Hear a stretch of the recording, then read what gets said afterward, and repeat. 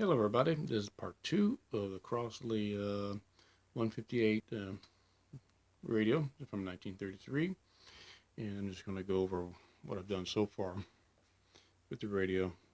Took it apart and cleaned it up a little bit and did some re-gluing of some loose veneer. Pick it up so you can see the inside. I went ahead and re-glued some broken pieces that were here. And luckily the pieces were, whoever had it previously had placed all the broken pieces inside the radio cabinet. So I just re-glued them on, and whatever was loose here on the delamination, I went ahead and filled it with glue and clamped it together and let it sit overnight and took care of that. So the cabinet is now nice and tight, no more looseness. And I went ahead and cleaned it up. This is still all original. I think I'm going to just leave it all original, but repair this area here. I have a couple of the loose veneer pieces. I have the one piece that goes up to here. I have that. But the other smaller parts I don't have anymore, so I'll have to make something do some kind of repair on there.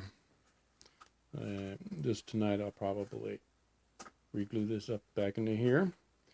And then I'll have to graft a piece of wood in here, so when I lay the veneer back on it, it'll be fine. Then over here I'm going to have to do something to scout around and find some veneer for that. Looks like it's about a 1/16 of an inch. Oh, is that about 1.5 millimeters, 2 millimeters thick. And graft it into here. Get that all squared away. But I want to, I like to kind of keep it in the original finish. It looks fine the way it is. If it wouldn't be for this, it would look pretty presentable the way it is, because it's not bad, considering this is all original. What you're seeing is never been finished before. So probably that's what I'll do. Clean up, do the basic repairs on here, and then call it done. I may have to figure out how we're going to blend some wood in here, but at least then it won't be wiggly like this is. Moving back and forth, so bring the structure back. But the case is in good shape now. There's no more loose pieces of wood. It's all tight the way it should be, so that way it's stabilized. Won't deteriorate any further. Here's the chassis. I went ahead and cleaned that up. It came out pretty nice looking. It does fire up, does work, I should say. I fired it up and it worked. I made a mistake of touching this. I got a pretty good shock. Wasn't that bad, but then I made a mistake of brushing against it and got another shock. But the chassis itself is not shorting to the ground, but the radio speaker is. And I'll come around and show you what it looks like. Here's the dial. And it's pretty decent shape.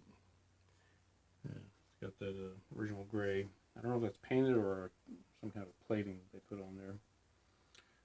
Underneath, let me pick it up. This is all original. And I did find on that one capacitor, the orange one, there is a blown out. If I can zoom in, you probably, this is what's bad when you use a cell phone as a camcorder. Can't really zoom in, plus I'm holding with one hand. But there's where the band is above it, there's a blown out section. And so I'm going to replace that and some of the other capacitors, which they call condensers in the past. Get them changed out. See how she works after that. It does pick up a station, but then after a few minutes it goes out. So let's look, see what's causing that. Let me grab the handle here. There we go. Don't want to toss it down with too much force. Lay down gently.